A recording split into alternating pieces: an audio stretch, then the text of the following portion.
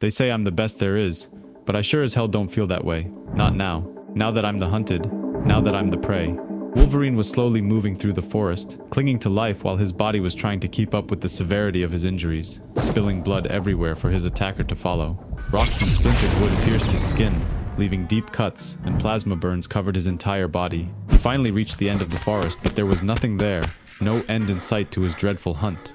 Down below there is a freezing river, but behind him there is something far more chilling.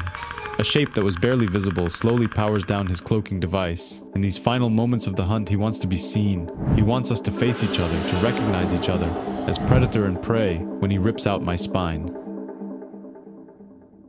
When he was younger, Logan moved to Alaska to live a peaceful life. The freezing temperatures and harsh conditions didn't bother him at all.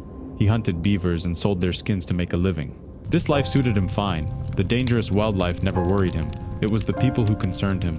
This was the edge of the map, and that's where folks go to escape trouble and make more. They always wanted something, money or land, sex or power, and they'd kill to get it. But Logan wasn't the only hunter in this forgotten land. Predators came here often to hunt, mostly animals, the bigger the better.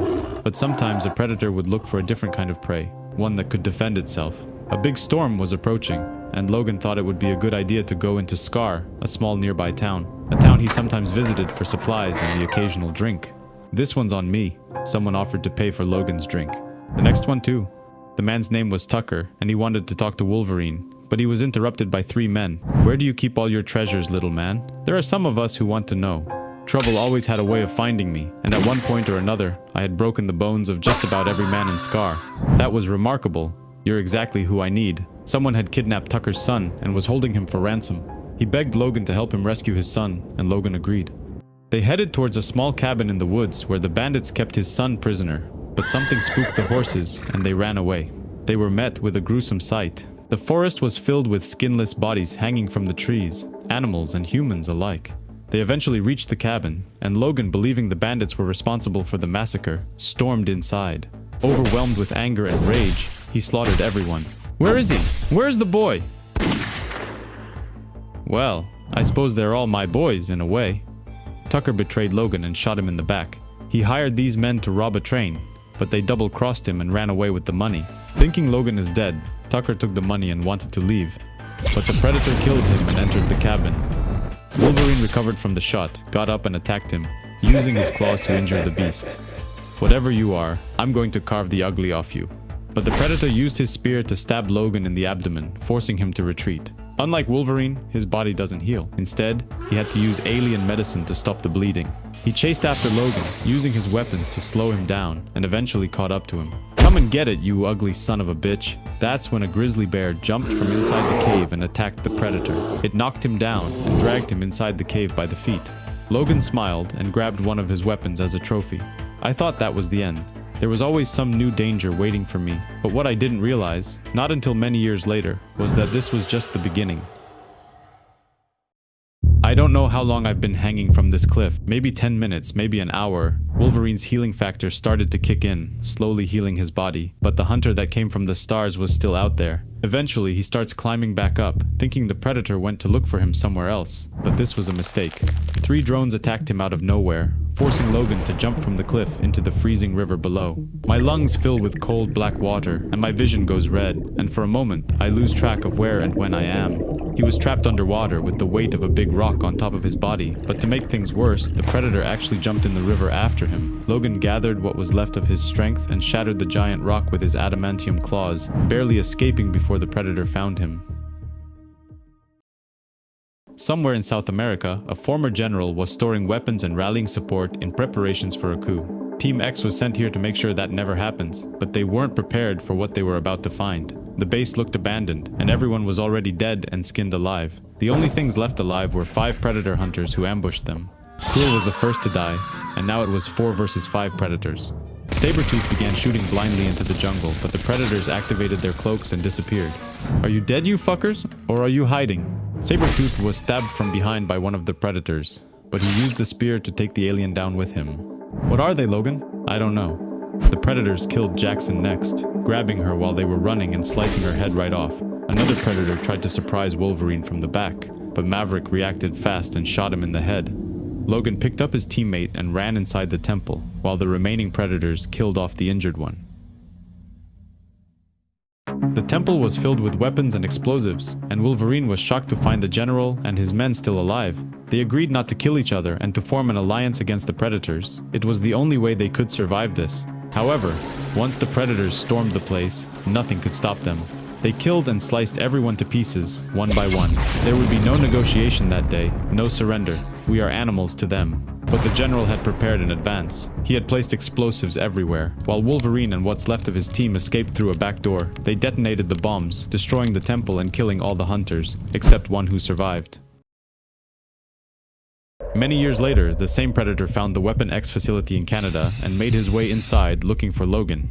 Nothing could come between him and his prize, not even 100 soldiers or giant vault doors. One way or another, he would find Weapon X. Logan was infused with adamantium now, lying on a table unconscious. They had wiped his memory and trained him to be the perfect killing machine.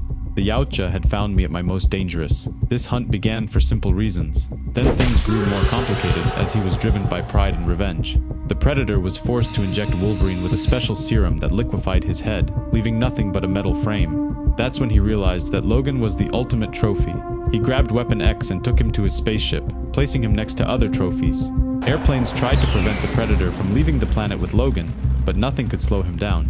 Wolverine regained consciousness, filled with rage and berserker mode, acting more on instinct than anything else. He managed to slash the spaceship with his claws, carving a hole big enough for him to jump out, dropping from space like a metal fireball and crashing in the freezing mountains below.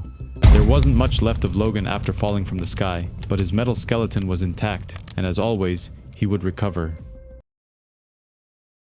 In his quest to become a better warrior, Wolverine traveled to Japan. I've never known peace, but in Japan, I got right up to the edge of it. I've never felt as much of a connection between my mind, body, and the earth as when I studied under the madman swordsmith Muramasa. Muramasa was known as the greatest swordsmith in the world. His method was based on constant refinement and perfection. He believed that one day I would become his strongest sword, but that day was a long way off. You're good, Wolverine, but you're not the best there is. Not until you can beat this old man.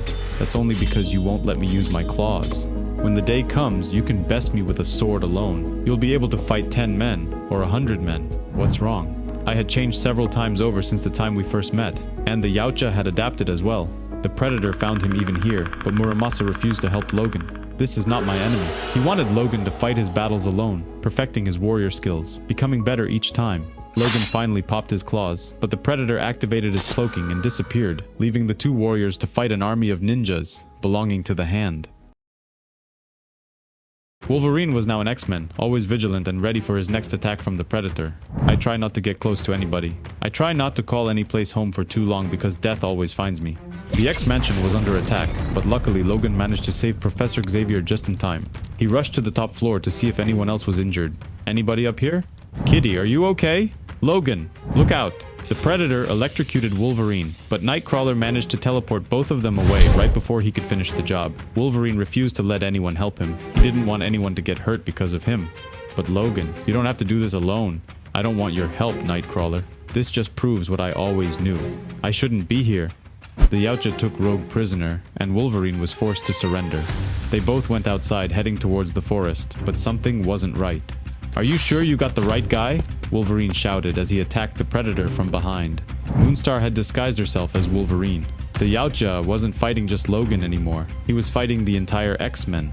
He managed to cloak himself and scramble back to the ship, but I couldn't let something like that happen again. It all started after the attack on the X-Mansion. Wolverine was determined to end this one way or another. I staked the helmet in the meadow like a bait station next to a deer stand. I waited a week, and then he came. He would never stop coming, until my head was his. Of course, he knew it was an ambush. I was counting on that. Wolverine wanted the Predator to feel confident, to get a taste for his blood, enough to enjoy the hunt and get cocky, thinking he'd already won. But the Yautja came prepared and used his energy blaster to carve a big hole in Wolverine's arm, almost blowing it right off. Wolverine managed to escape the freezing river after he destroyed the rock that crushed him, but the Predator was never far behind. He knew the Yautja used heat vision to track his movement, and used the mud from the river to cloak himself. He ambushed the Predator from behind, carving his adamantium claws into his back, causing massive damage. I let him make a sheath of me. He would end this eye to eye, tasting the blood in each other's breath. For a fatal moment we were one and the same. I thought that was the end. But he refused to die on my terms. I didn't recognize the numbers, but I knew a countdown when I saw one. He was going to get that trophy, even if he claimed it in his grave. The Predator activated his self-destruct device, causing a massive explosion, destroying half of the forest in the process. It took Wolverine many days to recover from the explosion, but his body survived, while the Predator had finally been killed. There was an emptiness inside me. It took me a while to realize where it came from. I missed having him out there. At least, he left me a dangerous trophy. I'll remember its keen edge every day of my damned life.